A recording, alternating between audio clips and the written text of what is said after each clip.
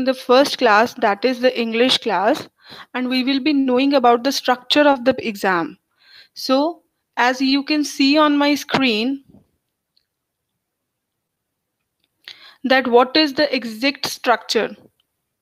So, we are today going to introduce with the, you can say, your exam, that is General Studies, Essay and Comprehension. So, are you able to see my screen? I need some rewards. Please text. Are you able to see my screen?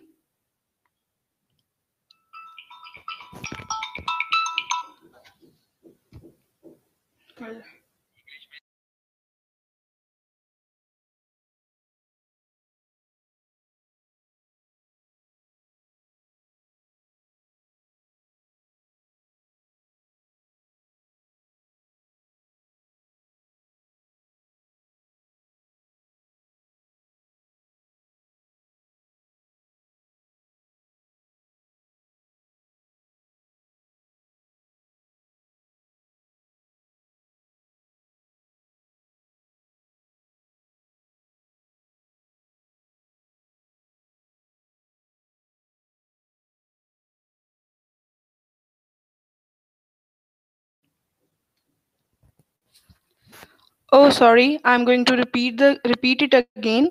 We are discussing General Studies Essay and Comprehension exam, and the total time for this exam is 3 hours and the maximum marks is 200. So this is the basic thing. Now we want to know what is the structure of the exam. So let's go to our next screen. That will let us know what is the structure.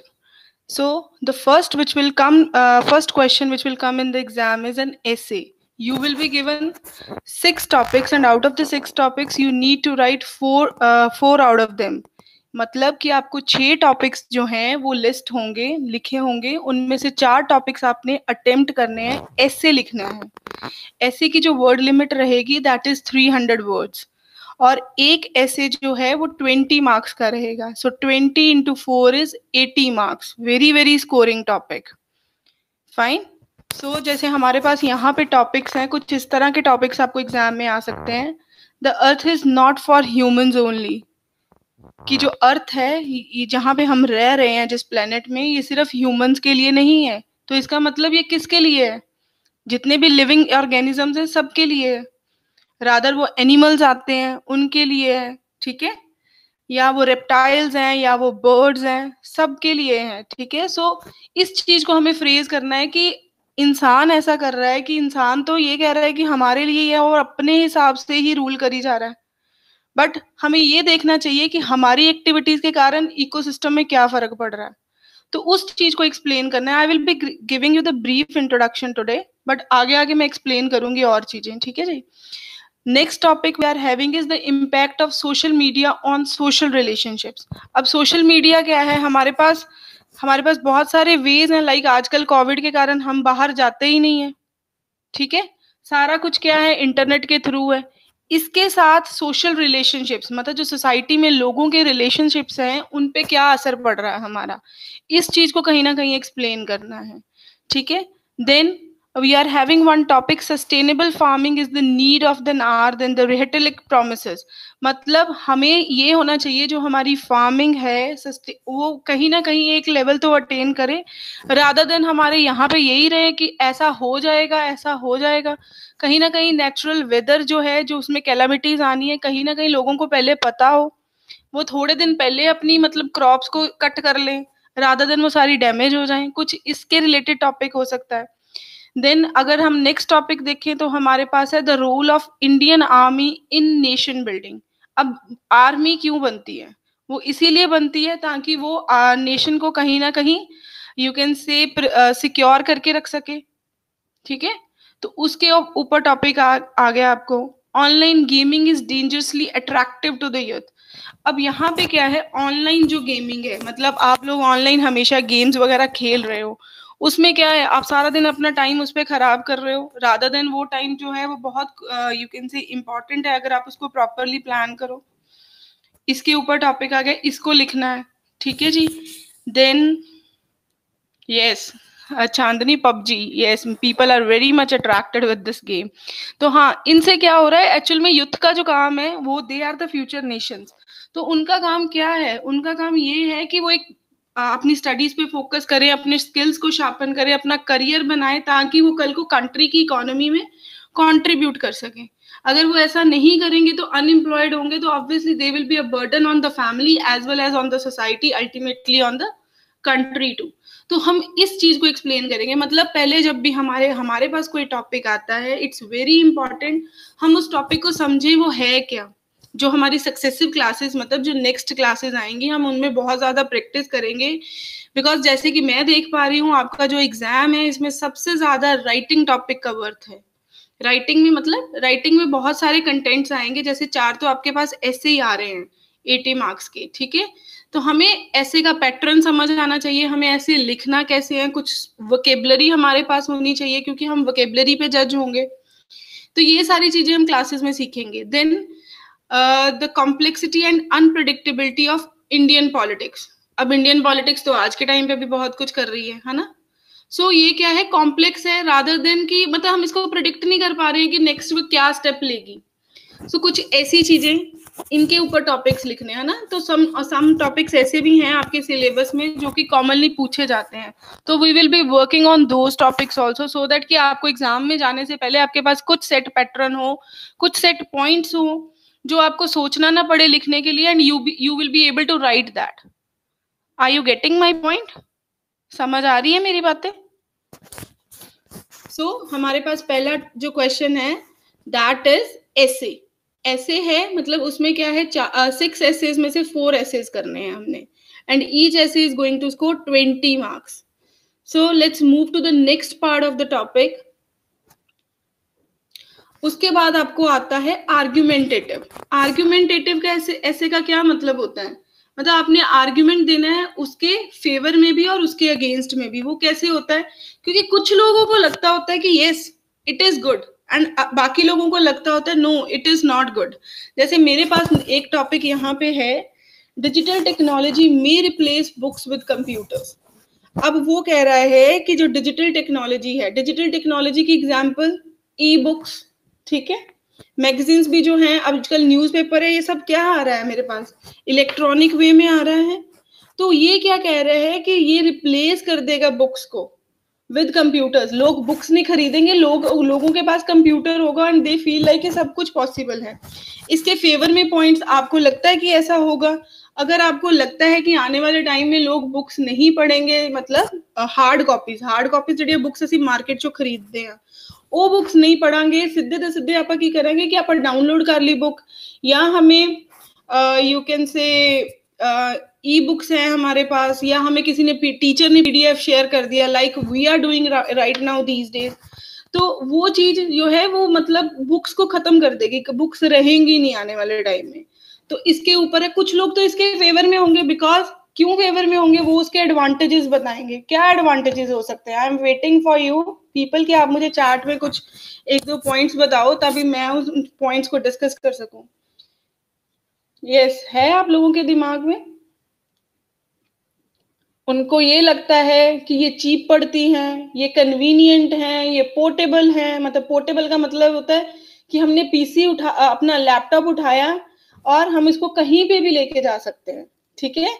अगर books हो तो हाँ, आज मैं सारी books ले आया हूँ पर मेरी मैथ्स की बुक घर रह गई है, या मेरी एसएसटी की बुक्स घर रह गई है। तो इस तरह की प्रॉब्लम्स नहीं आएंगी, है ना। आप कहीं पे भी अवेलेबल, कहीं पे भी आपको कुछ भी टाइम मिलता है, you are having any of the free time, तो आप इसको यूज कर सकते हो, मतलब पढ़ सकते हो। ये वाला ऑप्शन ही नहीं रहा, मतलब एक एक्सक्यूज नहीं रहा कि यू कैन से मैं आज मेरे पास बुक नहीं थी बट मेरे पास टाइम था, ठीक है। एंड मोर ओवर हम ये कहेंगे कि इजी है, पोर्टेबल है, चीपर है, शेयर हो जाती हैं बुक्स। नहीं तो आपके पास एक के पास बुक हो तो दूसरा शेयर थोड़ी कर सकता है, वो लिमिटेड टाइम के लिए शेयर कर सकता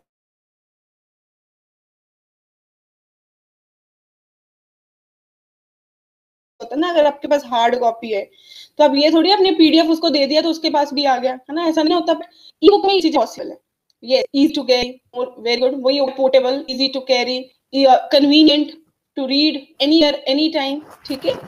then you can say those people who are against it, उनको क्या लगता है, उनका मेन प्रॉब्लम ही ये आएगा कि it's very difficult to study from the online books. मतलब the books which are available as a software or as a PDF is very difficult to read. लोग इसके habitual नहीं है, आई साइड पे फर्क पड़ता है, ठीक है। तो ये चीजें एक्सप्लेन कर देंगे। Yes, one of my student that is Harman, उसने लिखा है easily available in every language. True, very very nice point.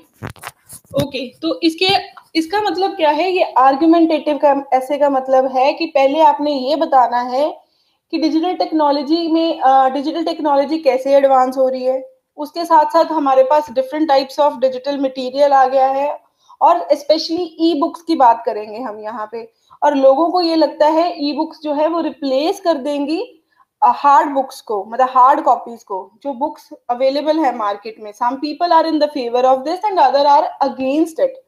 So those people who are in the favour of this, उसका BP1 मतलब बॉडी पैराग्राफ 1 बनाएंगे। ये चीज तो हम इंट्रोडक्शन पैराग्राफ में लिख देंगे हमारी ब्रीफिंग। फिर हम ये बताएंगे इंट्रोडक्शन बॉडी पैराग्राफ 1 में जो लोग इसके फेवर में हैं वो क्या रीजन से फेवर में हैं। हर पॉइंट को एक्सप्लेन करने के बाद उसको जस्टिफाई करेंगे with examples, with illustrations. Next topic जो हमारा आएगा that is homework should be banned at primary level education. Sorry, मैं 2 टॉपिक्स मिक्स कर गई, पर फिर मेरे को क्या करना है, BP2 पे आना था, sorry.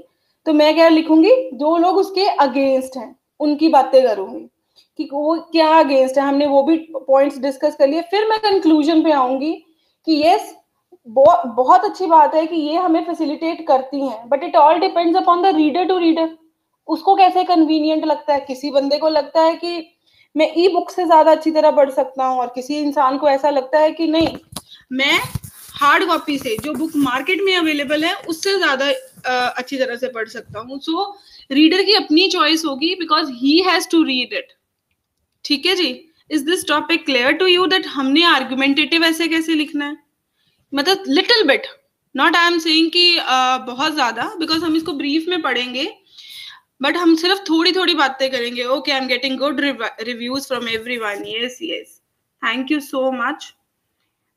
One of my student Anmol has written e-books can be hacked. Yes, good. Okay. एक अगला टॉपिक मेरे पास, जैसे मैंने अभी देखा एग्जाम में आया हुआ है, homework should be banned at primary level of education. Primary level मतलब नर्सरी टू 4th। वो कहते हैं यहाँ पे जो है मतलब होमवर्क नहीं देना चाहिए, जो स्कूल में पढ़ा दिया ठीक है। Are you agreeing with this? Yes, I want my students. Are you in the favor? If you are in the favor, type yes. Okay. Everyone is saying no. We are not in the favor of this. We are in the favor that homework should be given. Is it? Yes. क्यों homework देना चाहिए? Points बताओ। Yes तो हो गया, मुझे पता लग गया कि आप कहते हो होमवर्क देना चाहिए, बट अब क्यों देना चाहिए होमवर्क, ये पॉइंट आता है। Very good. One of the student has written it improves learning. Very nice. It helps to revise. Nice. Okay, knowledge improve होती है। बच्चा अपना टाइम बाकी चीजों में खराब नहीं करता है, डिस्ट्रैक्शन नहीं होती, उसका स्केड्यूल बना रहता है कि वो अपना जो टाइम है इवनिंग टाइम, उसमें पढ़ने के बाद अपना होमवर्क ही करे, रादर देन वो बाकी चीजों में डिस्ट्रैक्ट हो। अगर ऐसा होगा तो ऑब्वियसली क्या है, उसका कहीं ना कहीं इंटरेस्ट और चीजों में बन जाएगा, and that will ruin his future. Very nice. One of the review I have got is improves handwriting. Nice. Knowledge gain करते हैं, राइटिंग स्किल्स इंप्रूव होती हैं। Very good. Why you all people consider कि homework का मतलब है return काम ही देना है टीचर ने? ऑरल भी तो हो सकता है। यस, ऑरल भी हो सकता है, उसमें नॉलेज वगैरह वाले पॉइंट्स आएंगे कि नॉलेज इंप्रूव होती है, बच्चा ज्यादा ओरिएंटेड रहता है, टाइम टेबल को फॉलो करता है, अपना स्केड्यूल बनाता है, टाइम मैनेजमेंट सीखता है। अदरवाइज तो वो क्या हो जाएगी, wastage of time, wastage of the crucial time which is meant for learning, because हमें ये पता है, नो डाउट लर्निंग जो है वो कॉन्टिन्यूस प्रोसेस है, बट हमें ये पता है कि 21 to 22 ईयर्स की एज तक हम क्या है एक्सेसिव लर्निंग करते हैं, अब उसके बाद उसको अप्लाई करना शुरू कर देते हैं। रादर कई लोग मास्टर्स में चले जाते हैं, या कई लोग क्या करते हैं ग्रेजुएशन के बाद जॉब में आ जाते हैं। जॉब का मतलब क्या है, जो चीजें हमने लर्न करी है now we are going to use that practically, और विद दैट हम इम्प्रूव करते जाते हैं अपनी लर्निंग। सो वो एक मतलब जैसे हम कहेंगे कि 3 to 21 एक ऐसी एज है जिसमें लर्निंग जो है वो बहुत इंपॉर्टेंट है, सो दैट हमारे पास इतना कंटेंट हो कि we are suitable to earn our livelihood, to you can say be a part of the economy, उसमें हम कंट्रीब्यूट कर सके अपनी फैमिली के लिए। You can say we can be the one who can be the bread winners. तो हम ये चीजें एक्सप्लेन करेंगे इसमें।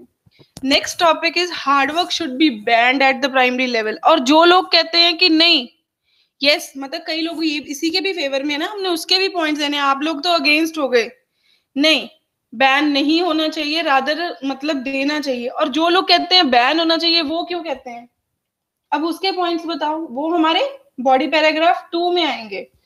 बताओ जी, waiting for the you can say your reviews, your points. जो लोग इसके अगेंस्ट हैं, जो लोग कहते हैं कि होमवर्क नहीं मिलना चाहिए, उनको क्या लगता है बच्चों के ऊपर ओवरबर्डन हो रहे हैं बच्चे, उनकी जो है प्रेशर जो है उनके ऊपर बढ़ रहा है, कहीं ना कहीं उनकी ग्रोथ में फर्क आ रहा है, कहीं ना कहीं वो हेल्थ प्रॉब्लम्स में आ रहे हैं। वो टाइम ऐसा है जिसमें बच्चे को यू कैन से एक नेचुरली डेवलप करना है। नेचुरली अगर वो डेवलप करेंगे तो they would be having you can say good IQ level, so that's why those people are against it. अब अगर मैं ऐसे कहूं तो हमने क्या सोचा, BP1 में हम बताएंगे कि होमवर्क जो है वो होता क्या है। Homework is the work which is given और assigned by the teacher after teaching a lesson. Some people say that it should be banned at the primary level, others say it should be given. और उसके बाद मैं क्या लिखूंगी, I will discuss both the views in the following paragraphs followed by conclusion. ठीक है, फिर मैंने बोला कि जो लोग कहते हैं कि नहीं homework, those people who are against it, वो आपने पहले पॉइंट्स जो डिस्कस कर दिए थे, वो मैं एक पैराग्राफ बनाऊंगी, मतलब सेकंड पैराग्राफ, जिससे मैं बॉडी पैराग्राफ 1 बोल देती हूँ, इंट्रोडक्शन के बाद वाला पैराग्राफ, उसमें मैं वो पॉइंट्स एक्सप्लेन करूंगी। फिर उसके बाद जो लोग कहते हैं कि ये बैन करना चाहिए, वो थर्ड पैराग्राफ में हम ये एक्सप्लेन कर देंगे। फिर हम क्या कहेंगे, conclusion paragraph. It all depends upon the you can से person to person, his understanding, his IQ level, but according to me homework should be given, but इतना देना चाहिए कि वो लिमिटेड हो, बच्चे के पास हर चीज के लिए टाइम हो, rather for taking the rest, rather for playing, and moreover for you can say relaxation also. So that is why मतलब उस चीज को प्रॉपरली मैनेज कर लेना चाहिए करिकुलम में, ये नहीं कि बिल्कुल एग्जम्प्ट कर देना चाहिए। Yes, one of my students said middle path. और yes, I am also saying the middle path. हम डायरेक्टली नहीं बोल सकते होते कि मिडल पाथ, हमें अपनी बातों को रीफ्रेज करके बोलना होता है। ओके, सो आई वांट कि हमें समझ आया। हमने पहले करे 4 एसेज जैसे हमें लिखने को आएंगे, फिर हमें आने हैं आर्ग्यूमेंटेटिव एसेज। आर्ग्यूमेंटेटिव में हमने आर्ग्यू करना है those people in the favour, those people against, ऐसे 2 ऐसे आएंगे। सो टोटल अभी तक में मैं देखूं 80 एंड 40 120 मार्क्स की मेरी राइटिंग अभी तक हो गई है आउट ऑफ 200। सो राइटिंग का बहुत ज्यादा एम्फेसिस है, so we will be focusing very much during our classes on the writing part. Let's shift to the next topic जो आपको आएगा, वो आएगा जी रिपोर्ट। आपने रिपोर्ट लिखनी है। Report also means that you have to write points, जिसमें जैसे राइजिंग जुवेनाइल अब्यूज, मतलब जो अब हम ये कहेंगे कि जो लोग हैं यंग एज हैं उसमें जो क्राइम्स हो रहे हैं, या एक दूसरे को वो क्या कर रहे हैं, अब्यूज कर रहे हैं, उसके बारे में पॉइंट्स लिखने हैं। So again you need to have certain points, then and then only you can write. And इसकी वहां पे जो बाकी 2 हमने करे हैं स्ट्रक्चर्स, उसमें क्या है 20 marks and 300 word limit, at least 300 words you have to write. यहाँ पे क्या है 10 मार्क्स ईच एंड 200 वर्ड्स। सो हमें ये चीज भी दिमाग में रखनी है, ये नहीं है कि हम ब्लाइंडली पेपर अटेम्प्ट करते जाएं कि हमें पता ही नहीं है कि इस टेस्ट इसका वर्ड लिमिट कितना है, इसका वेटेज कितना है, और हम क्या करें, लिखी इतने अंदाजे इतने लिखी जाओ चाहे वो 10 नंबर का है, वो नहीं ना होगा। हमें क्या करना है, हमें वर्ड लिमिट के अकॉर्डिंग चलना है। Word limit and marking criteria, word limit हमें टच करनी ही करनी है ताकि हम अपना मार्क अच्छा स्कोर कर सकें, एंड उतना टाइम स्पेंड करेंगे जितने नंबर का पेपर, जितने नंबर का क्वेश्चन है। Water scarcity and access to the drinking water, मतलब पानी जो है वो क्या है, उसकी कमी होती जा रही है, और ड्रिंकिंग वाटर जो है मतलब प्योर वाटर, वो कहीं ना कहीं जो है वो मतलब लीस्ट अवेलेबल है, उसके ऊपर पॉइंट्स लिखने हैं। So in this way we have to write a report. Report का मतलब अब क्या है, रिपोर्ट का मतलब ये है कि अब आपने मल्टीपल पैराग्राफ्स नहीं बनाने, जैसे हमने ऊपर वाले क्वेश्चंस में 4-4 पैराग्राफ बना के अपनी बात करी है, यहाँ पे ये पॉसिबल नहीं है। यहाँ पे आपने एक ही पैराग्राफ में अपना पूरी बात कर देनी है। नो मतलब यू कैन से सब paragraphs in that, just in one paragraph you need to discuss that. This is the main difference. Are you getting me? एक बच्चे ने मेरे से क्वेश्चन पूछा है कि मैम 200 वर्ड्स के लिए मुझे अप्रॉक्स कितने पेज लिखने पड़ेंगे। सो अप्रॉक्स आपको 2 पेजेस ही लिखने पड़ेंगे, ठीक है जी। और जहां पे 300 वर्ड्स है वहां पे वेटेज बहुत ज्यादा है, तो आई वुड रिकमेंड कि 3.5 पेजेस जरूर लिखो, ठीक है। कुछ चीजें हम ऐसे भी है, कहीं ना कहीं हम लूज हैंड राइटिंग लिख देते हैं, मतलब खुला खुला किसी को लिखने की आदत होती है, तो कहीं ना कहीं हम रिपीटिशन वैसे तो करनी नहीं, I will let you know कि रिपीटिशन हो ही ना, बिकॉज हम क्लासेस में ये चीजें सीखेंगे, ठीक है। रेपिटेशन होती है, सो ये चीजों के कारण 3.5 पेजेस फॉर 300 वर्ड लिमिट ऐसे, and for the report it should be 200 words and 2 pages. Is it clear to all of you? We have discussed 3 questions. And ये 3 questions 80 plus 40. 80 plus 40 is 120. 120 plus 20 is 40. मतलब मैं अभी कहूंगी तो मेरे पास 140 marks 200 में से मैंने कवर कर दिए, जो मैंने ये बताया कि सारे के सारे राइटिंग पे बेस्ड है, ठीक है। अब next type of a topic मेरे पास क्या आएगा, मेरे पास आएगा प्रेसी। प्रेसी का मतलब क्या होता है, आपके पास एक पैराग्राफ होता है, उस पैराग्राफ के एंड पे आपको वर्ड लिमिट भी बताई होती है कि कितनी वर्ड लिमिट है, और हमने वर्ड लिमिट के हिसाब से 1/3 लिखना होता है। जैसे अगर मैं इसको देखूं और मैं ये देखूं कि ये कितने मतलब वर्ड्स का है, तो ये जरूर मेंशन्ड होगा। Yes, over here it is mentioned that 351 words, and if I divide 351 by 3 तो मेरे पास कितना आता है बताइए सब। yes, 1/3।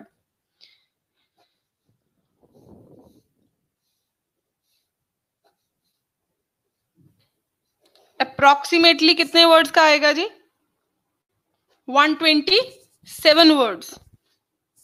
Yes, 117 words. तो मुझे क्या है, अपनी जो प्रेसी है वो 117 वर्ड्स की लिखनी है।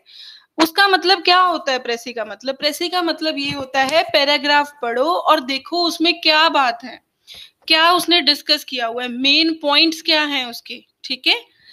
क्या होता है हमेशा, yes, crux, obviously main points means crux. आपने मेन पॉइंट्स उठाने हैं, बट उसकी इलस्ट्रेशन या उसकी यू कैन से एक्सप्लेनेशन नहीं उठानी है। एक्सप्लेनेशन का मतलब होता है जब उसने बोल दिया कि कोई चीज है, उसके फीचर्स हैं बहुत सारे, और ये फीचर्स हैं, तो मुझे क्या बताना है, मुझे ये बताना, जैसे मैं सोलर एनर्जी ले लेती हूँ, सोलर एनर्जी है, उसके बहुत सारे फीचर्स हैं, ठीक है।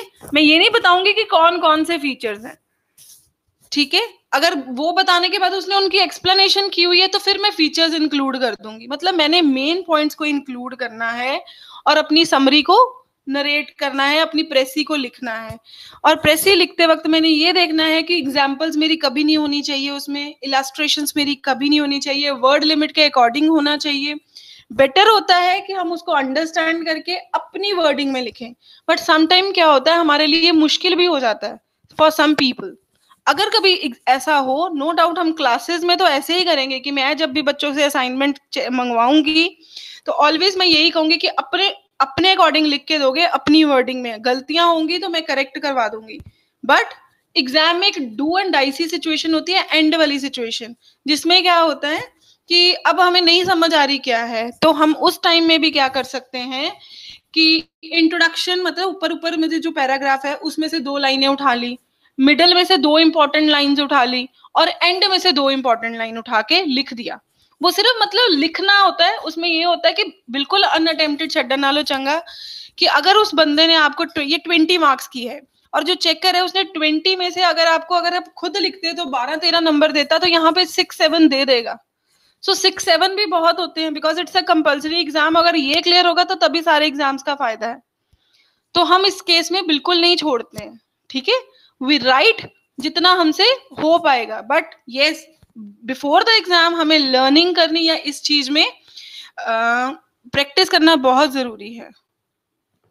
बच्चे मुझे मैसेज डाल रहे हैं चैट पे कि स्कूल में हम ऐसे ही करते थे, ट्राई तो करते थे कि खुद से हो जाए, अगर ना हो तो फिर बीच में उठा लेते। यस, ऐसा ही करना पड़ता है, बिकॉज हमें स्कूल के हमें हमेशा इनिशियल क्लासेस में ये चीज सिखा दी जाती है कि अनअटेम्प्टेड कुछ नहीं छोड़ के आना। क्यों? क्योंकि अगर हम अनअटेम्प्टेड छोड़ते तो टीचर के पास कोई ऑप्शन नहीं होती कि वो आपको नंबर दे सके। बट अगर आपने लिखा हुआ है तो वो लीनियंट मार्किंग करे तो 6 के 8 भी दे देती है ना।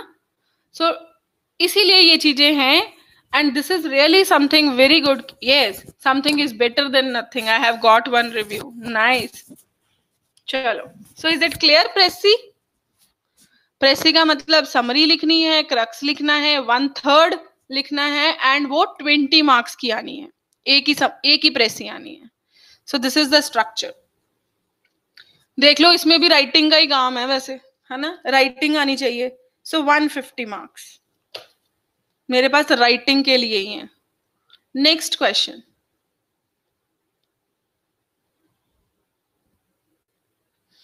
उसमें मेरे पास आना है कॉम्प्रीहेंशन। कॉम्प्रीहेंशन का क्या मतलब होता है भाई? पैराग्राफ आता है, उसके नीचे फॉलो अप क्वेश्चंस होते हैं और हमें वो क्वेश्चंस को आंसर करना होता है वो पैराग्राफ में से, ठीक है, यही होता है। यस, पैराग्राफ एंड क्वेश्चंस, मैं भी यही कह रही हूँ। जैसे हम अभी देख पा रहे हैं, पैराग्राफ है स्क्रीन पे और ये बताया गया है कि 5 क्वेश्चंस आएंगे और each question is going to be of 4 marks, ठीक है। तो 5 into 4 is 20 मार्क्स। 20 मार्क्स के मेरे कॉम्प्रीहेंशन आएगा। उसमें क्या होता है कि हम पहले पूरा पैराग्राफ पढ़ लेते हैं? नहीं, ऐसा कुछ नहीं करते हैं। अगर टॉपिक दिया है या उसके सब टॉपिक्स, मतलब सब टॉपिक्स का मतलब होता है हर पैराग्राफ के ऊपर टॉपिक दिया है, तो हम वो थोड़ा सा पढ़ लेते हैं। जैसे मुझे यहाँ पे मिल रहा है योगा के ऊपर, है ना, ऊपर लिखा होता yoga, meditation, different types of yogas. अगर ऐसा लिखा होता तो मैं सिर्फ वो हेडिंग्स को पढ़ लेती और एंड में जाके क्या करती, अपने क्वेश्चंस को रीड करती। मैं क्वेश्चंस को रीड करके उनके कीवर्ड्स अंडरलाइन करती, सो दैट कि मुझे ये पता हो कि जब मैंने पैराग्राफ पढ़ना है तो मैंने किस चीज का आंसर ढूंढना है। क्योंकि अगर मैं ऐसा नहीं करूंगी तो मैं कितनी बार पैराग्राफ पढ़ूंगी।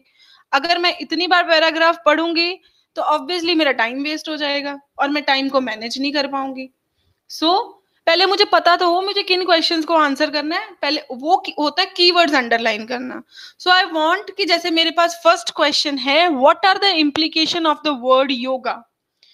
अब आपने क्या करना है, इस क्वेश्चन में आपने कीवर्ड अंडरलाइन करके मुझे बताना है कौन सा है।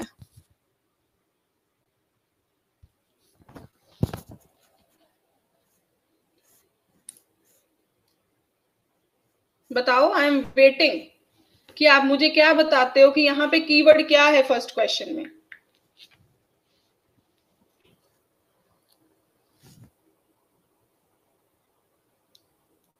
योगा नहीं है बच्चे, योगा तो टॉपिक है। हरमन ने जवाब दिया है मुझे implications. Yes, implication is right, but now we should know what is the meaning of implications. बताओ क्या मीनिंग होता है। वो कह रहा है इम्प्लीकेशन का मतलब होता है, वैसे मतलब ये वोकेबलरी आ जाती है जब हम क्वेश्चंस डिस्कस करेंगे या पैराग्राफ पढ़ेंगे तो ऑब्वियसली जितने भी क्वेश्चंस हमारे पास आते जाएंगे या वोकेबलरी वर्ड्स आते जाएंगे, हम उनको यू कैन से रीड करेंगे या वो वोकेबलरी इंप्रूव करेंगे, ताकि हमें पेपर में क्वेश्चन पूछा जाए तो हमें पता तो हो। इम्प्लीकेशन का मतलब होता है you can say conclusion, suggestion, ठीक है। तो आपने बताना है इसमें मतलब what are the conclusions of the word या वर्ड योगा। सो आपने योगा वर्ड को डिफाइन करना है, बताना है, कंक्लूजन क्रक्स बताना है कि क्या है, पहला क्वेश्चन। फिर आपके पास क्वेश्चन आता है how is yoga an evolutionary process. अब यहां पे बताओ मुझे कीवर्ड क्या है। योगा तो मुझे पता है, टॉपिक है, मैं पढ़ रही हूं कि मैंने योगा के बारे में पढ़ना है पूरे पैराग्राफ में। एक मुझे ये पढ़ना है कि इसका कंक्लूजन क्या है, इसका इम्प्लीकेशन क्या है। Yes, evolution. Yes, my students are getting now the keywords कि एवोल्यूशन है। अब ये बताओ एवोल्यूशन का मतलब क्या होता है।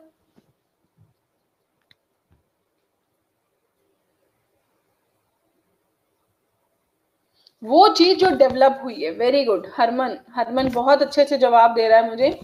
वो चीज जो डेवलप हुई है पास्ट से और वो डेवलप अभी भी हो रही है, तो उसको हम क्या कहते हैं, एवोल्यूशनरी प्रोसेस।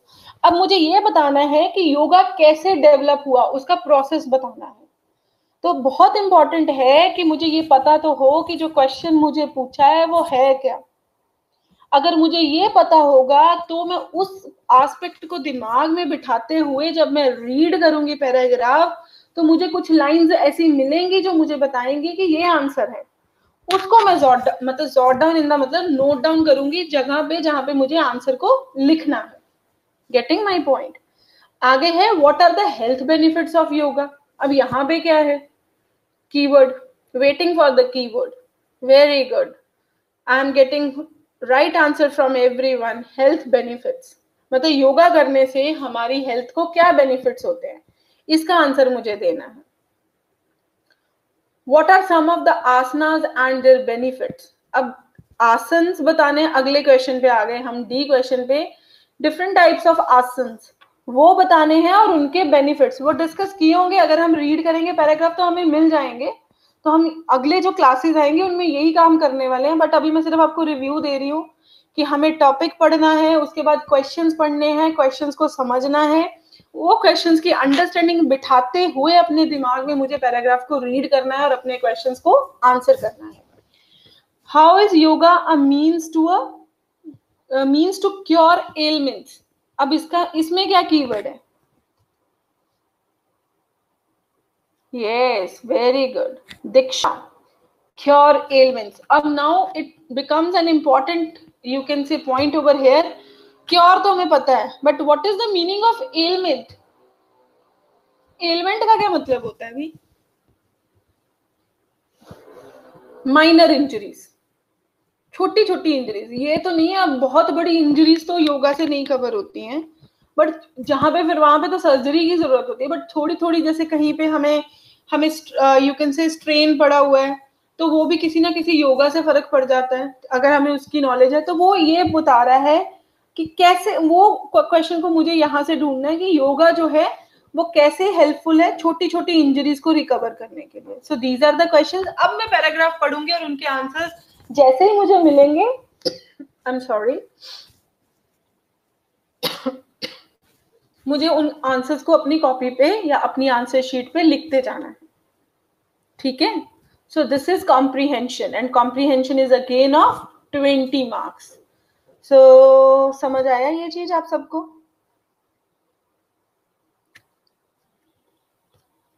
आपको समझ आया अपना fourth question. yes, I'm getting answer from everyone. yes yes, so that's very nice कि आपको समझ आ रही हैं चीजें, हम कर क्या रहे हैं।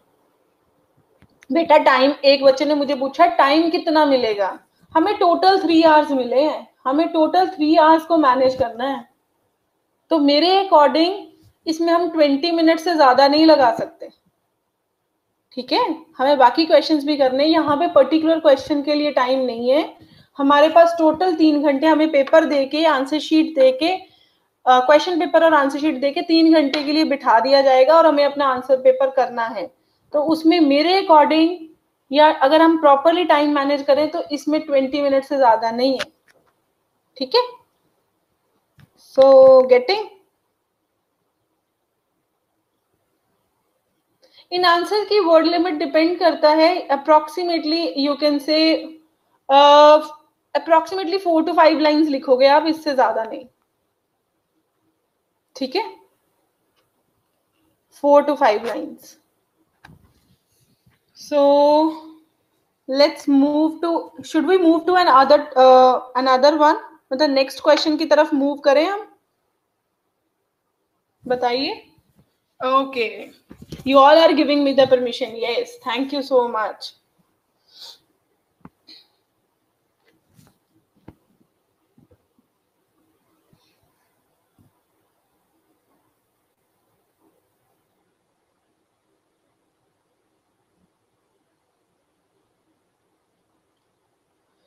हमारे पास नेक्स्ट जो क्वेश्चन आता है वो ग्रामर पे बेस्ड आता है. कितने क्वेश्चंस कर लिए हमने?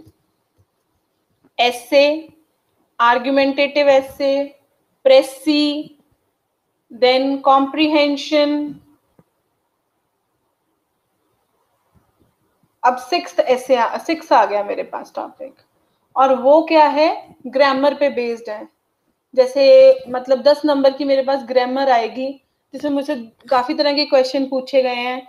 Add a suitable question tag, जैसे they will be arriving soon, कब, सून. अब क्वेश्चन है ना, क्या लिखोगे इसमें, मतलब आपने ये सेंटेंस को कंप्लीट करना है. They will be arriving soon tomorrow morning, हो सकता है ना. Report, very good, yes. फिर आपने चेंज करना है सेंटेंस को नेगेटिव सेंटेंस में using great. He is greater than I, he is not greater than I, ठीक है.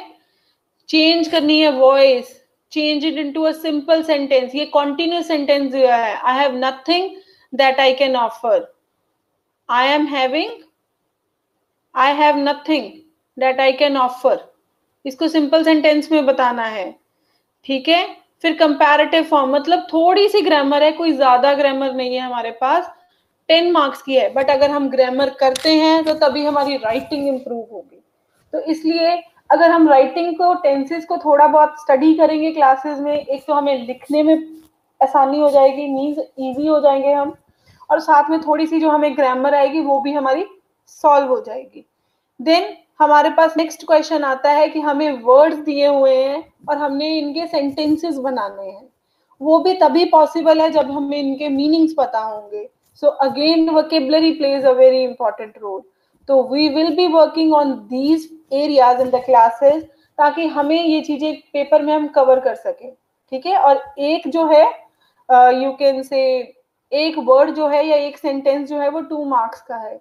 सो हम इसे भी बहुत इंपॉर्टेंट मानेंगे और इसको भी करेंगे क्लासेस में. आ रही है समझ? हमें अब समझ आ गया मेरे पेपर में इंग्लिश में 6 टाइप्स ऑफ क्वेश्चंस आने हैं, और जिसमें मेरे अकॉर्डिंग 200 में से 140 मार्क्स तो मेरे राइटिंग पे ही है, मतलब जो मुझे लिखना आना चाहिए. सो इसकी वेटेज बहुत ज्यादा है, जैसे कि मैंने अगली स्क्रीन पे आपको शेयर कर रही हूँ. You just see that.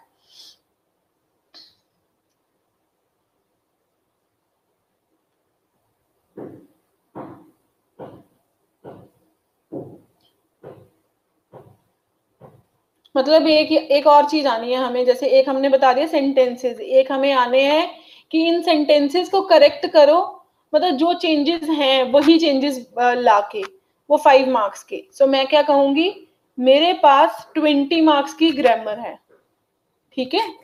Total marks कितने हैं? 200. उसमें से राइटिंग कितने मार्क्स की है? 140 मार्क्स की. सो वो बहुत इंपॉर्टेंट टास्क हो गया. तो अगर बहुत इंपॉर्टेंट टास्क था, मेरे दिमाग में जब मैंने ये स्ट्रक्चर देखा तो मैंने कहा इसके लिए राइट स्ट्रक्चर होना भी बहुत जरूरी है, ठीक है. So will discuss upon that. Are you ready to discuss? Right structure का मतलब क्या है? प्रॉपर पैटर्न, कैसे पेपर को अटेम्प्ट करना है, और ग्रामेटिकली करेक्ट होना भी जरूरी है, ठीक है. तो अगर मैं वही कह रही थी कि अगर मेरी राइटिंग सही हो जाए तो 140 मार्क्स तो मेरे एसेज, प्रेसी और रिपोर्ट राइटिंग से मिल जाने हैं मुझे, आर्गुमेंटेटिव ऐसे से, और 10 नंबर मुझे ग्रामर के भी मिल जाने हैं. तो 150 मार्क्स का मेरा पेपर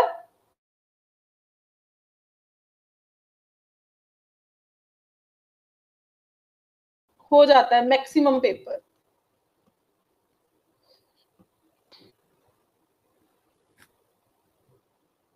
सो अब मैंने ऐसे फॉर्मेट पे काम किया है। ऐसे फॉर्मेट मतलब किस किस तरह का ऐसे आता है, जो हमने पहले ऐसे देखे थे, 4 ऐसे 20 मार्क्स ईच मींस 80 मार्क्स। वो कैसे तरह के ऐसे हो सकते हैं? वो इस तरह का ऐसे हो सकता है, डू यू एग्री और डिसएग्री। मतलब आपको कोई भी चीज दी है, जैसे हमने कह दिया television is an important, you can say part and television is part and a parcel of life, do you agree और डिसएग्री। कुछ लोगों को लगता है कि यस वो बहुत नॉलेजेबल है, ठीक है ना, वो एग्री कर देंगे। तो उसमें हमारा स्ट्रक्चर क्या होगा, जो मैं डिस्कस कर रही थी, इंट्रोडक्शन लिखेंगे, इंट्रोडक्शन पैराग्राफ में, बॉडी पैराग्राफ 1 में अगर मैं 100% एग्री कर रही हूं, आई कंप्लीटली एग्री, तो मैं क्या लिखूंगी, एग्री के पॉइंट्स। बॉडी पैराग्राफ 2 में भी मैं क्या करूंगी, एग्री के पॉइंट्स लिखूंगी। देन फिर मैं बॉडी पैराग्राफ 3 में, मतलब वर्ड लिमिट है ना 300, तो मैं लिख दूंगी those people who are not in the favour, वो क्यों नहीं है भाई। 70-30 का रेशियो रहेगा, 70 मैंने एग्री कर दिया तो 70% मतलब 2 पैराग्राफ्स मेरे एग्री के बन जाएंगे, और 3rd पैराग्राफ मेरा क्या बनेगा, जो लोग डिसएग्री करते हैं वो क्यों करते हैं। उसके बाद कंक्लूजन। कंक्लूजन मीन्स हमेशा कंक्लूजन अगर तुमने एग्री करा है या डिसएग्री करा है तो तुम्हारे हाथ वाला, फिर मिडवे वाला कंक्लूजन नहीं आएगा। आ रही है समझ?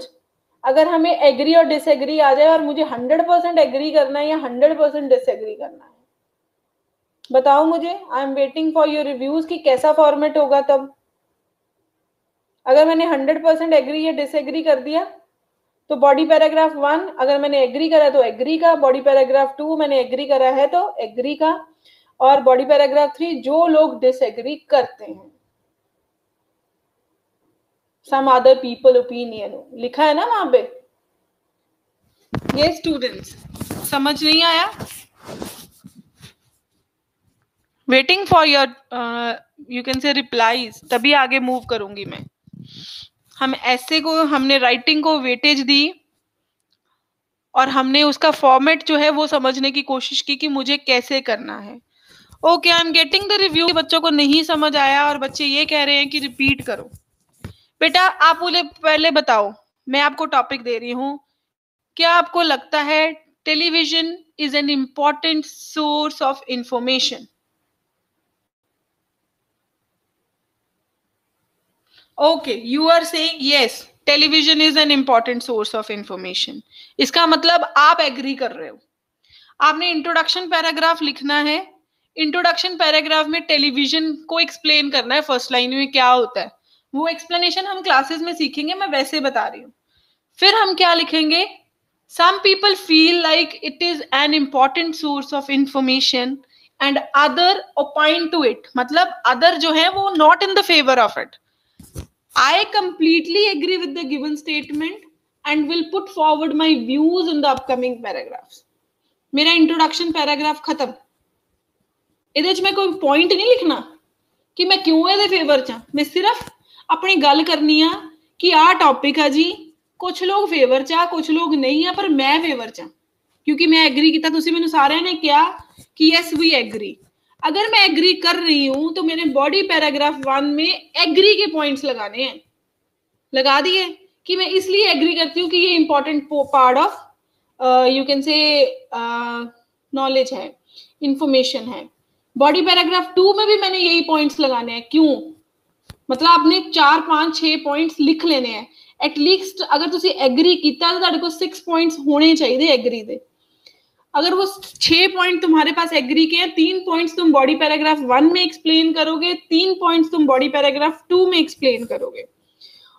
अब मैंने 3rd बॉडी पैराग्राफ बनाना है, उसमें मैंने ये कहना है those people who are not in the favour of this, वो क्यों नहीं है, उनको लगता है ये डिस्ट्रैक्ट करता है, ये सीडेंटरी लाइफस्टाइल का मतलब बैठे रहने की आदत पा दिंदा बंदे नूं हेल्थ प्रॉब्लम्स हो जांदियां वा, ओबीस दी प्रॉब्लम आ जांदी है, हार्ट अटैक दी प्रॉब्लम आ जांदी है। ठीक है, कंक्लूजन तुसी एग्री कीता तो कंक्लूजन तुहाडे फेवर च ही आना वा। तुसी कहना कि यस, मतलब उसे पॉइंट नूं देना वा कि टेलीविजन जिहड़ा वा Yes, it's an important source of information because of the many benefits which have been explained above. आया समझ?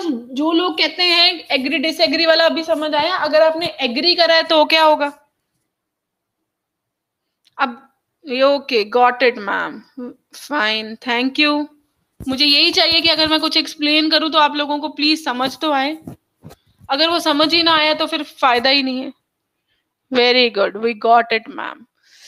ओके, अब एक क्वेश्चन मुझे आ जाता है, to what extent do you agree and disagree? मतलब अगला वाला जो सेकंड पार्ट है उसका मतलब है कि तुम किस हद तक एग्री या डिसएग्री करते हो। अगर मैं कहती हूं जैसे वही television is an important source of information, आप 80 okay, you people are saying that my voice is breaking, I am so sorry for that, give me a minute.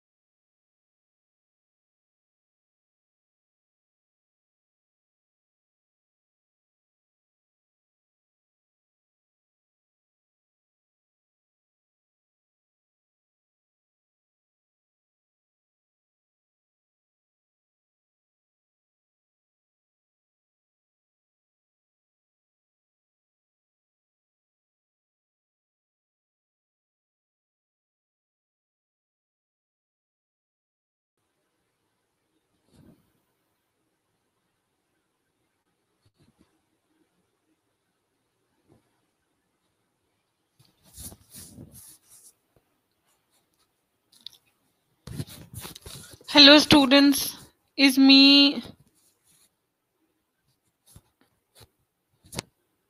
with you all? Right now, are you getting my voice?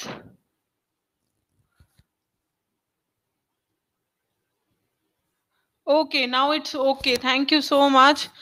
अब मुझे यही में जो question था कि television is an important source of information. अगर मैं कहती हूँ to what extent do you agree और डिसएग्री, आपको 80% लगता है कि yes it is an important source of information, 20% कहीं ना कहीं लगता है कि नहीं, ऐसा नहीं है। तो फिर आपने कैसे लिखना है? इंट्रोडक्शन आप क्या लिखोगे? आई, आप एग्री कर रहे हो 80%, है ना, पर डिसएग्री कर रहे हो 20%, थोड़ा डिसएग्री, तो थोड़े के साथ आपने वर्ड लगा देना है पार्शली, और disagree, I partially disagree with the statement. अगर आपने कह दिया पार्शली डिसएग्री है मतलब मैं थोड़ा या डिसएग्री कर दिया, 20% मैं यदि गल करनी है, उसमें मैंने क्या करना है? बॉडी पैराग्राफ 1 और बॉडी पैराग्राफ 2 में क्या करना है? एग्री के पॉइंट्स, ठीक है। बॉडी पैराग्राफ 3 में मैंने क्या करना है? डिसएग्री के पॉइंट्स, वही। फिर मैंने कहना है कि यस इट हैज, जैसे every coin has two sides, मतलब हर कॉइन के दो साइड्स होते हैं ना, दो पहलू, हर चीज दे दो पहलू नु आपा इडियम यूज कर लेने हैं, every coin has two sides. Coming to its drawbacks, तो उसके ड्रॉबैक्स एक्सप्लेन कर देने, मतलब ये थोड़ी थोड़ी जो लाइनें मैं बोल रही हूँ ये मैं आपको कॉपीज में लिखवाऊंगी या यू कैन से in the form of PDF दूंगी। जब आप इनको इंडिकेट करोगे अपने पैराग्राफ में, वो राइटिंग की वर्थ बढ़ाएगा, क्योंकि जब हमने जो लिखा है वो एक स्ट्रक्चर फॉलो करता है, तो हमें एग्जामिनर को समझ आता है कि बच्चे को पता है वो लिख क्या रहा है। ये नहीं है कि जो मन में आया वो लिखी जाओ, that is writing. No, that is not a writing. Writing always need to be pre planned, ठीक है। Write both effects, Jobanpreet Singh ने लिखा है मुझे, write both effects so that we can write 3 pages. ये हाँ बिल्कुल सही बात है, हमने दोनों चीजें इसलिए भी लिखनी है कि हमारा 300 मतलब जो वर्ड्स हैं वो कंप्लीट हो जाए, उनके लिए भी हमने लिखनी है, बिल्कुल सही बात है। हमें ये नहीं है कि हम एग्री कर रहे हैं, दिल से 100% एग्री कर रहे हैं, बट कई बार हमें क्वेश्चन में से नंबर लेने के लिए भी ये काम करना पड़ता है. I do agree with the statement. Okay, next question जो मेरे पास है, जैसे मुझे होता है ना कि वो कहते हैं सम पीपल से दिस, अदर पीपल से this, discuss both the points and give your opinion. ये कौन सा ऐसे आया? आर्ग्यूमेंटेटिव वाला, है ना? अभी हमने कहा ना आर्ग्यूमेंटेटिव भी आएगा, आर्ग्यू करना है. कुछ लोग कहते हैं ऐसे, कुछ लोग कहते हैं ऐसे. दोनों पॉइंट्स को एक्सप्लेन करो, फिर क्या होता है अपना पॉइंट दो. तो उसमें इंट्रोडक्शन पैराग्राफ तो बनाना ही बनाना है. फिर उसके बाद क्या करना है, जो लोग फेवर में हैं उसका बॉडी पैराग्राफ 1 बना दो, जो लोग नहीं फेवर में हैं उसका बॉडी पैराग्राफ 2 बना दो, मींस उनके रीजंस बताओ. फिर क्या है, आपने अपना ओपिनियन देना है कि तुसी किथे हैं, जेड़ा लिखदा पे वो तो दस्से ओदा की ओपिनियन है. फिर अपना, फिर कंक्लूजन. सिर्फ अभी के लिए ना पैटर्न सेट करो, या थोड़ा सा जब ये वाला मतलब क्लास या सेशन हो जाएगी, इन चीजों को रीड आउट करना एक दिन में समझ नहीं आएगी. आई ऑल्सो नो कि अगर एक दिन में सारी चीजें आप समझने बैठो तो बहुत मुश्किल हो जाता है.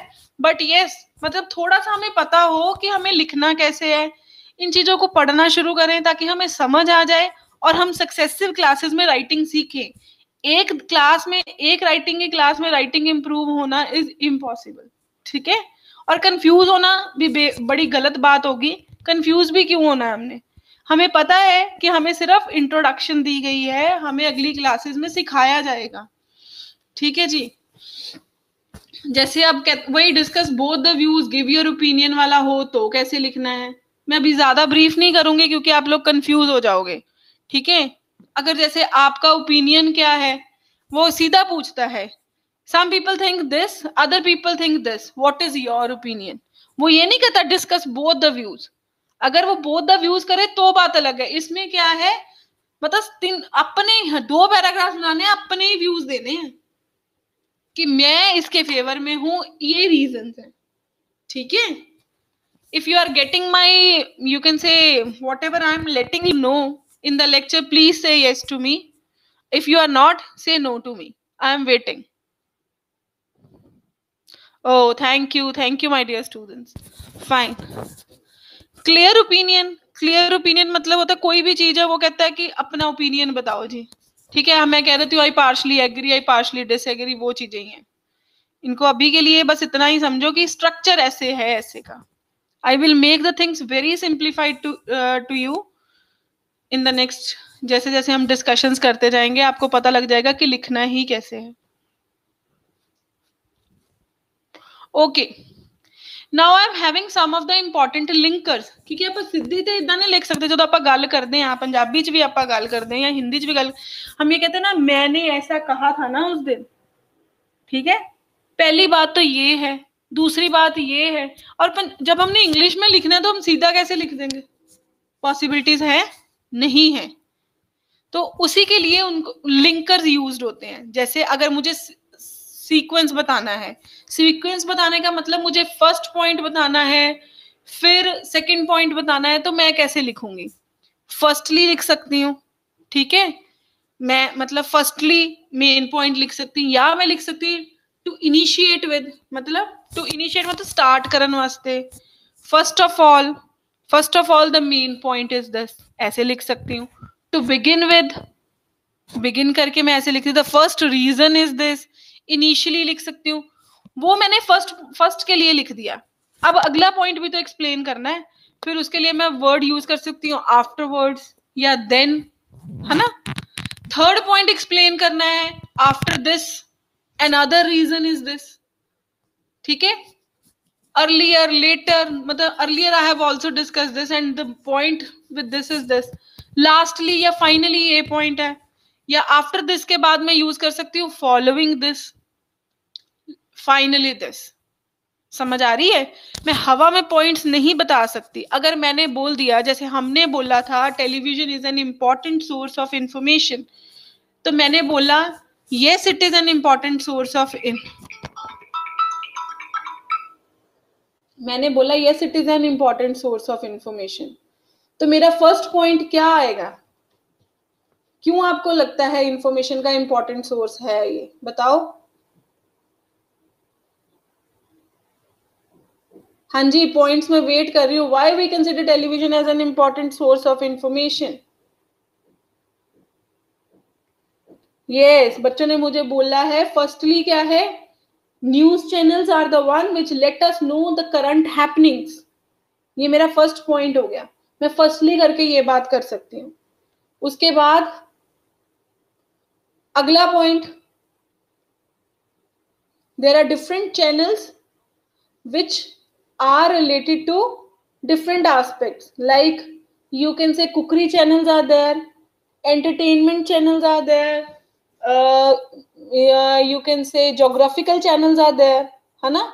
तो अगला पॉइंट मैंने डालना है, तो मैं क्या लिखूंगी आफ्टरवर्ड्स, या नेक्स्ट मेरा क्या है, next reason behind this is that it has wide variety of channels related to the different subjects like this and this, वो explanation में डाल दोगे।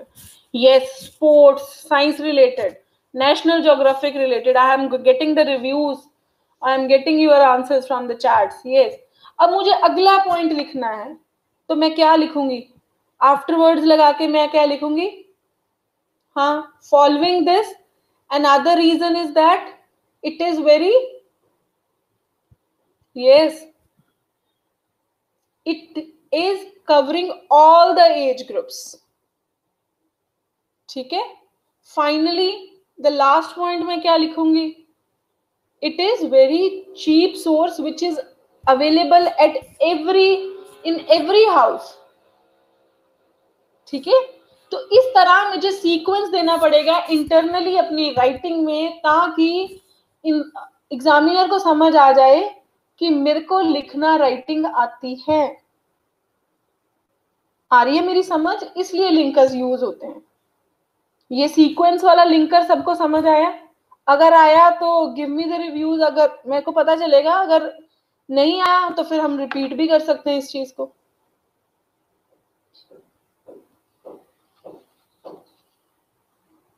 वेरी गुड, समझ, बच्चे कह रहे हैं अभी समझ आया है। और आपको ये लगा कि ये इंपॉर्टेंट है?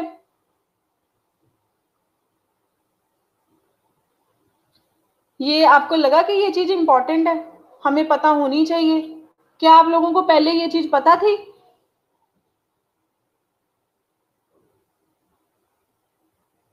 नहीं पता थी। Very good, so you get something new to learn today. Very nice. अब जैसे कोई चीज की सिमिलैरिटी बतानी हो तो उसके लिए कुछ कनेक्टर्स होते हैं, लिंकर्स होते हैं। मतलब आज ही हम नहीं सारे पढ़ लेंगे, अगर पढ़ेंगे तो आप बहुत ज्यादा सोचना शुरू कर दोगे कि मैडम ने एक दिन से पता नहीं मैंने की पढ़ाता है ना, तो वो थोड़ा डिफिकल्ट हो जाएगा। बट आपको पता चल रहा है कि सिमिलैरिटी के लिए भी कुछ है। अगर मुझे कंडीशन बतानी है ना, it is important if it's an important source of information if क्या, if time schedule is followed, if you can say your daily schedule is followed, then it is an important source. अब मैंने condition लगानी थी कि possible है, unless लगा के, unless a person does not ignores his work, it is an important source of information and it adds on to knowledge। तब तक जब तक बंदा अपना स्केड्यूल डिस्टर्ब नहीं करता है या अपने काम को इग्नोर नहीं करता है, तो वर्ड यूज करेंगे। अगर हमें ये वर्ड्स पढ़ाए ही नहीं हुए तो हमें कहां से यूज करने आएंगे? बताओ मुझे, पॉसिबिलिटीज हैं? नहीं है। आपको क्या लग रहा है? नो। हाँ, तो हम तभी कर सकते हैं। Very good. Are you finding this session an interesting session और a boring session? Now I want the reviews, interesting और boring. Let's see what my people are typing to me. Oh, that's nice. They all are saying it's interesting, very interesting. They are happy. Thank you, dear. Thank you all of you for this. Okay, in every session हम ये चीजें पढ़ेंगे और मैं आपसे पूछूंगी भी, really you have to give me the right review कि ये चीज इंपॉर्टेंट है, नहीं इंपॉर्टेंट है, ऐसे नहीं ऐसे होनी चाहिए, बिकॉज तभी फायदा है। लर्निंग तभी होती है अगर इंटरेक्टिव हो, हम लोग एक दूसरे से बात तो कर सके। अब एक्सप्रेसिंग टाइम, जैसे टाइम फेज की बात करनी हो मुझे, तो मैं क्या कहती हूँ,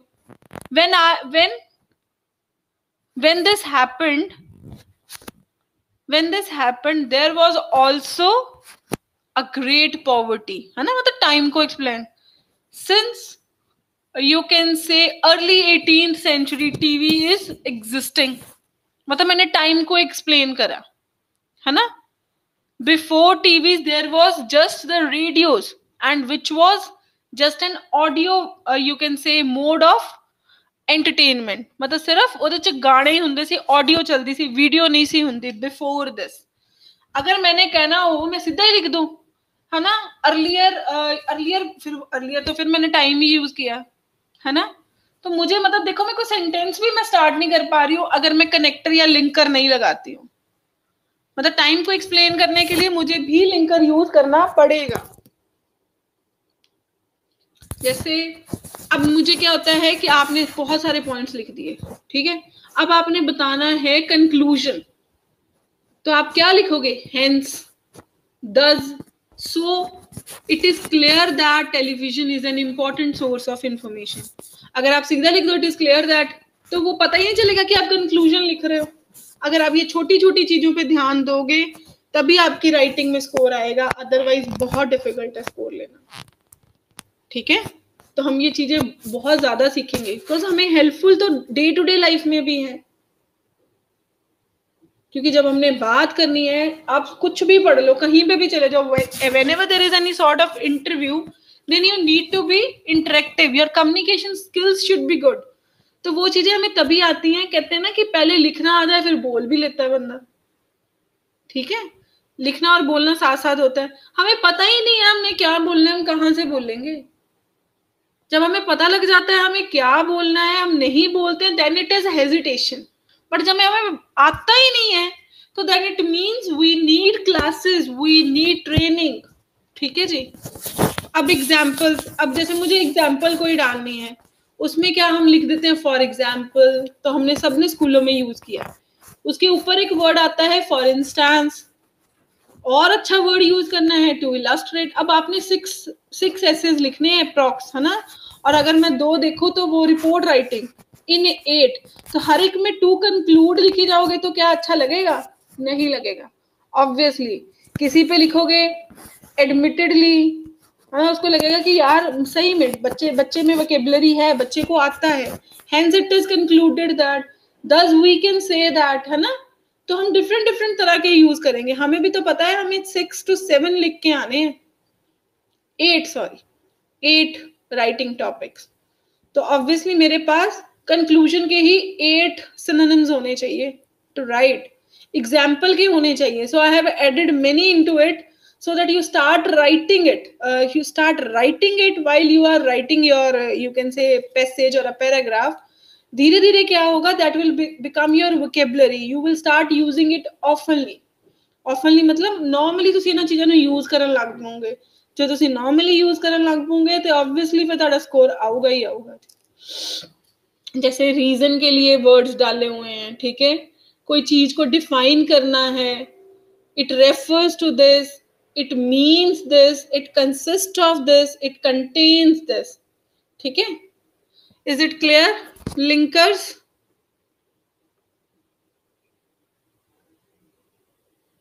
अब कुछ इंपॉर्टेंट टॉपिक्स, कौन कौन तरह, किस तरह के टॉपिक आ जाते हैं। अगर मैं देखूं साइंस एंड टेक्नोलॉजी के ऊपर टॉपिक्स आ जाते हैं, आर्ट एंड कल्चर के ऊपर टॉपिक आ जाता है, हिस्ट्री के ऊपर टॉपिक आ जाता है, ठीक है, रिलीजन, इकोनॉमी, पॉलिटिक्स, ये देखो अभी मैंने जो ऊपर टॉपिक्स पढ़े थे वो इन्हीं के रिलेटेड थे ना, geography, trade and business, globalization, entertainment के ऊपर, मीडिया, मॉरल वैल्यूज, मतलब हमें ये टॉपिक इनलिस्ट करने हैं और इनके रिलेटेड बहुत सारा मटेरियल पढ़ना है, वोकेबुलरी इंप्रूव करनी है, और तभी हमें पॉसिबिलिटीज हैं कि जब हम पेपर देने जाएंगे तो we know the vocabulary, we know some data. आता होगा तो लिखेंगे, अगर आता ही नहीं है तो कहाँ से लिखेंगे, आएगा कब? जब हम इनको रीड करेंगे. So in listed some of the important topics also. ठीक है, फाइन.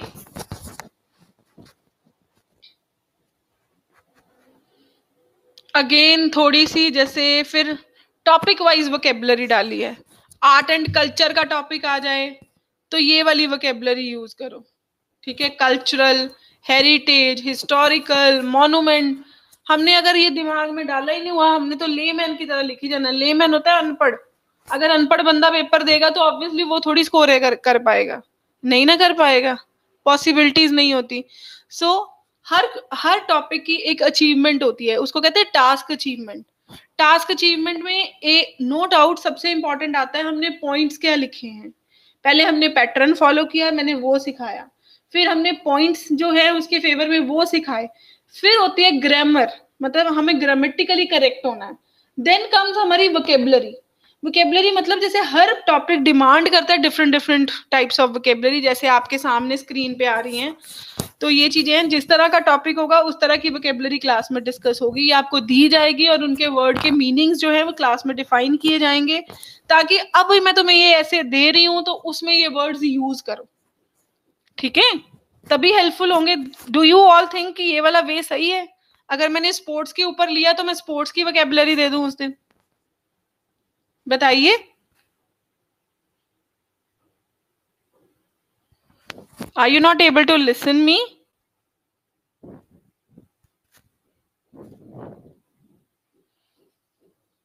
Yes. तो फिर ही हम उनको यूज कर पाते हैं.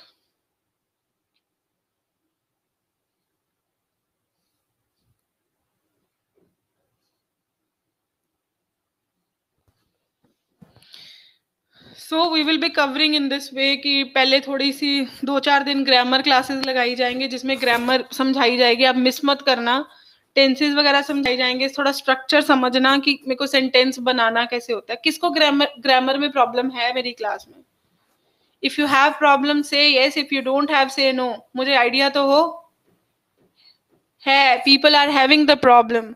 So obviously what we will do is in the starting classes we will first discuss the tenses. Tenses discuss करेंगे. आपको सेंटेंस बनाने आ जाए. जब सेंटेंस बनाने आएंगे तभी राइटिंग पे आएंगे.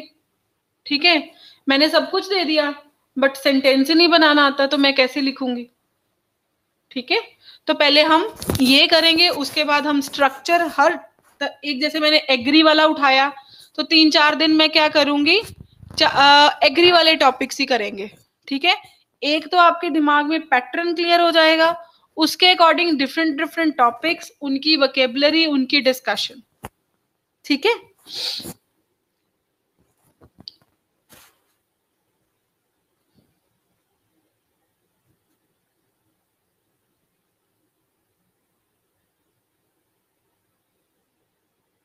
ये देखो बहुत सारी वोकेबलरी मैंने डाली है and there are much more vocabulary which will be declared, which will be issued according to the topic, ताकि आप लोगों को भी पता हो जाए कि इसमें यही वर्ड्स डालने हैं. आपने कहना क्लास में सिखाए हुए, पता है इसमें ये वर्ड्स इस तरह यूज करने हैं.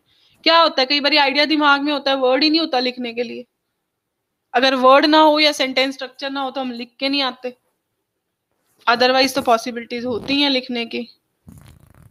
Yeah, surely I will send these all words on the WhatsApp group also. You need not to worry for the things. Definitely we will do it.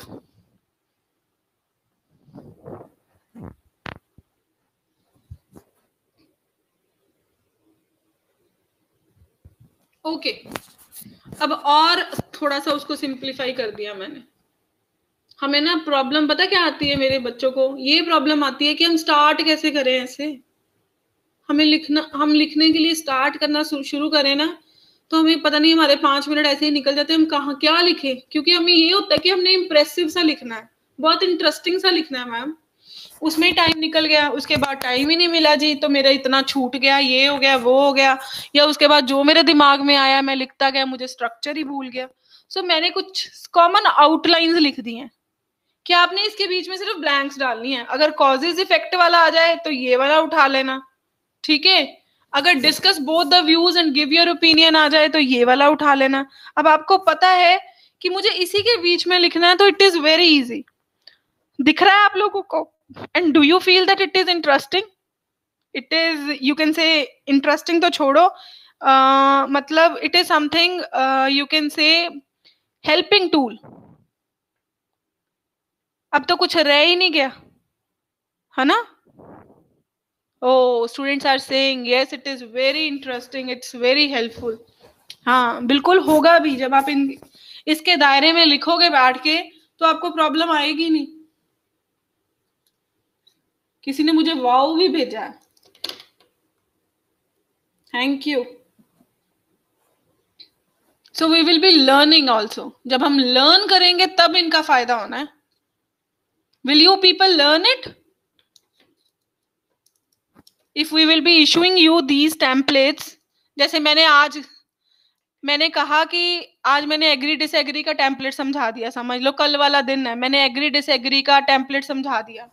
उसके बाद मैंने आपको बोला कि लिख, इसको ना आप याद करो लिख लिख के, तो आपने कर लिया। उसके बाद में एक हफ्ता हमने एग्री डिसएग्री वाले टॉपिक्स करे और आपने इसके बीच में डाल के करे। तो क्या लगता है जब आपको टॉपिक एग्जाम में आएगा आप नहीं लिख पाओगे? बड़े आराम से लिख पाओगे, सोचना भी नहीं पड़ेगा आप लोगों को कि मुझे क्या लिखना है। Yes, students are saying then we will be easily able to write it. Thank you. हम ऐसे ही करेंगे क्लासेस में, ठीक है?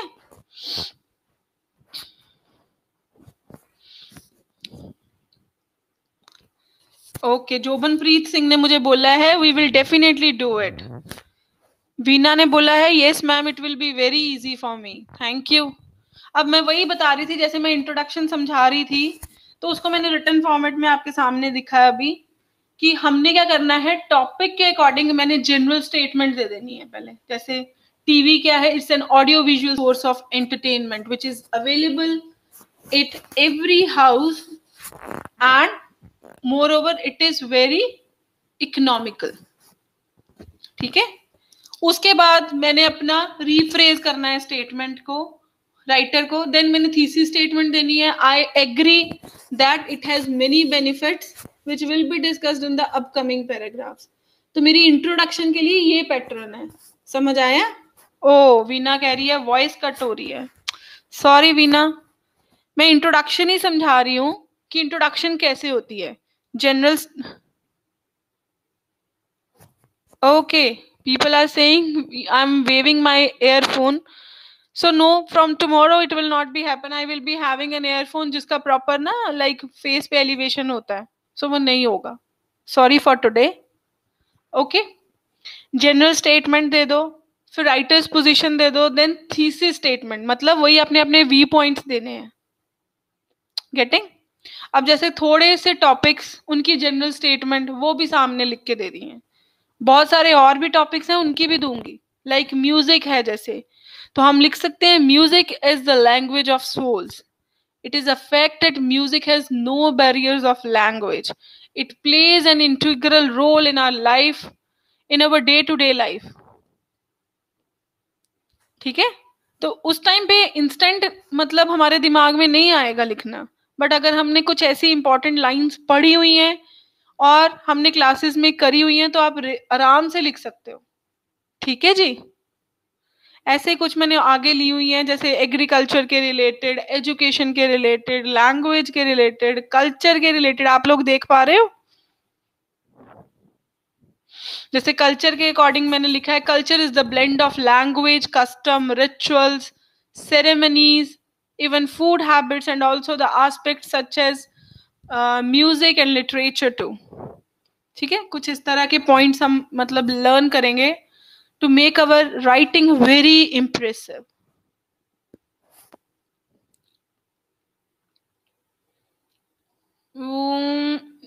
ये थोड़े से रह गए थे, एडवांटेजेस डिसएडवांटेजेस, एक जैसे सम पीपल अदर पीपल का भी एक टेम्पलेट है वो यहाँ पे मैंने मेंशन करा है, ठीक है?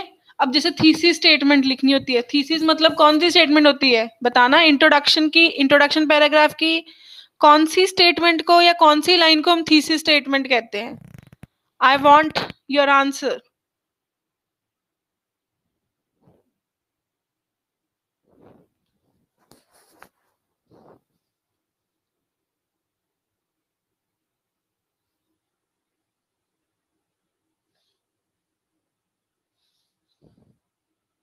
यस, लास्ट लाइन, जैसे मैंने एडवांटेजेस और डिसएडवांटेजेस की बात करनी है तो मैं कहूंगी there are some pros and cons to this which I will examine in this further essay. This मतलब pros and cons of this जो टॉपिक होगा वो लिखूंगी। अगर एग्री डिसएग्री की हो तो I strongly agree with the statement that yes, है ना, your opinion and I will examine, मतलब वो थीसिस स्टेटमेंट भी लिखनी है, को कैसे लिखनी है वो बताई है मैंने। ठीक है, धीरे धीरे I will explain you in every detail, सिर्फ आज ब्रीफिंग ही है तो वही बताई जा रही है।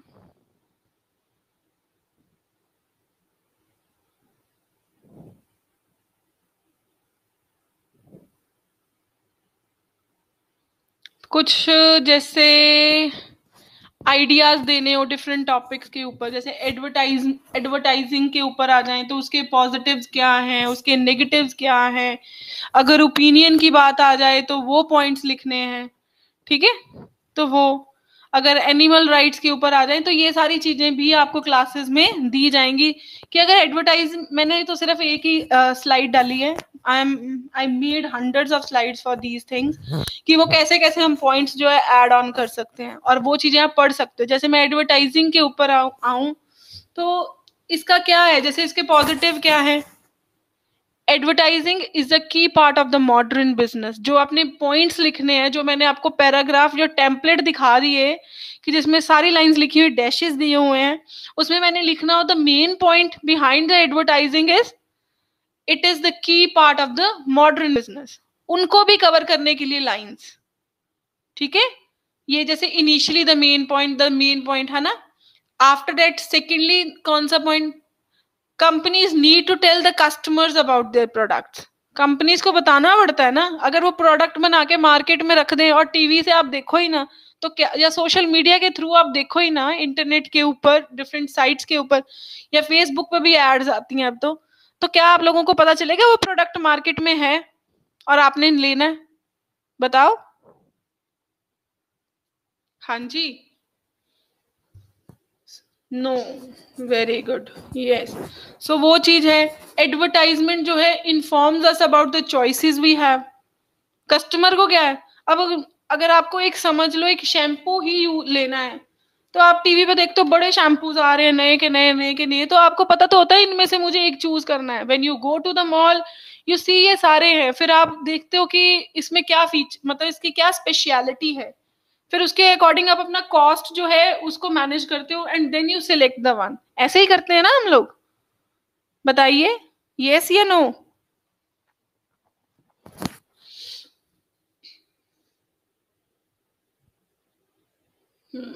ठीक है जी। नेगेटिव्स इसके क्या है, एडवर्टाइजिंग मैनिपुलेट्स पीपल, है ना, वो लोगों को क्या है, मतलब लोगों ने वैसे इतनी शॉपिंग नहीं करनी होती, एडवर्टाइजमेंट देख के क्या होते हैं थोड़े से चेंज हो जाते हैं, चलो ये भी ले लेते हैं वो भी ले लेते हैं, और धीरे धीरे क्या एक्सपेंसेस बढ़ते जाते हैं। ठीक है, it aims to persuade people that buying a product will make them happier. मतलब जब भी हम जैसे अब आईपॉड्स लगा लो, आईफोन लगा लो, कोई इलेक्ट्रॉनिक गैजेट लगा लो, हम उनकी एड्स देखते हैं तो क्या होता है, हमारे दिल में एक डिजायर आ जाती है, मुझे लेनी है। ठीक है, तो ये नेगेटिव्स फॉर अ कस्टमर है, कंपनी के लिए नहीं है। हम नो डाउट सारे लिखते हैं कि वाई सीइंग एडवर्टाइजमेंट, है ना, पीपल गेट अट्रैक्टेड, वो एक बहुत नॉर्मल लाइन है। अगर हम ये लिखें the main aim behind the advertising is to persuade people that buying a product will make them happier, so ये थोड़ी सी डिफरेंट लाइन है। so थोड़े सा कंटेंट तो हम इंग्लिश के लिए पढ़ेंगे। ठीक है,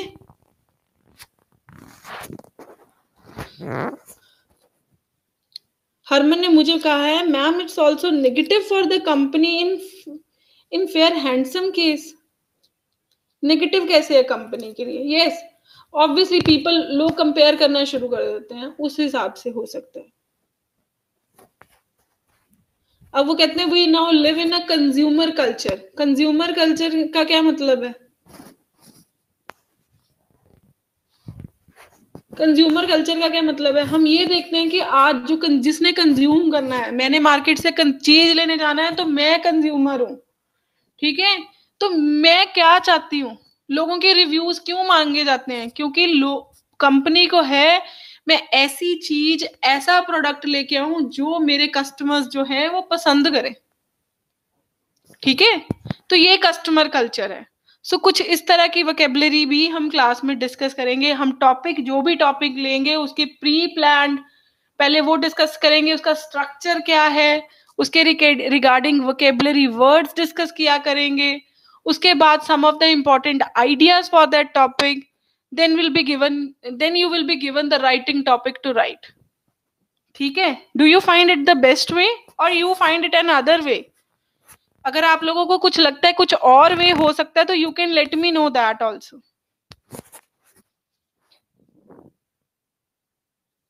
I am waiting.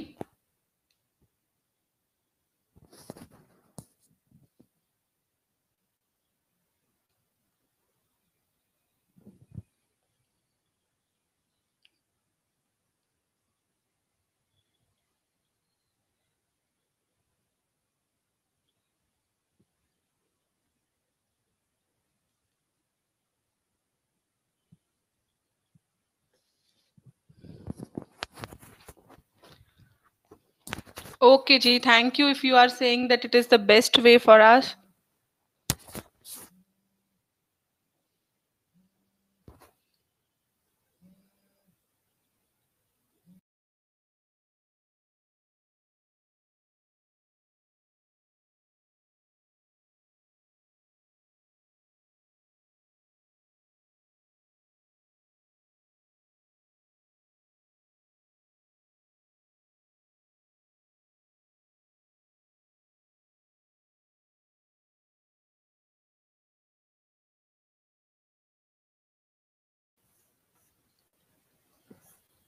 So students,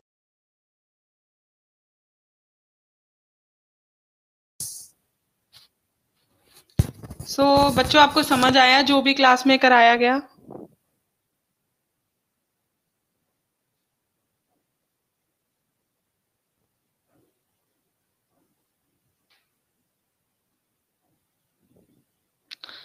ठीक है जी, ये हमारा था first introduction to the English subject, जो इंग्लिश एग्जाम है आपको आना है।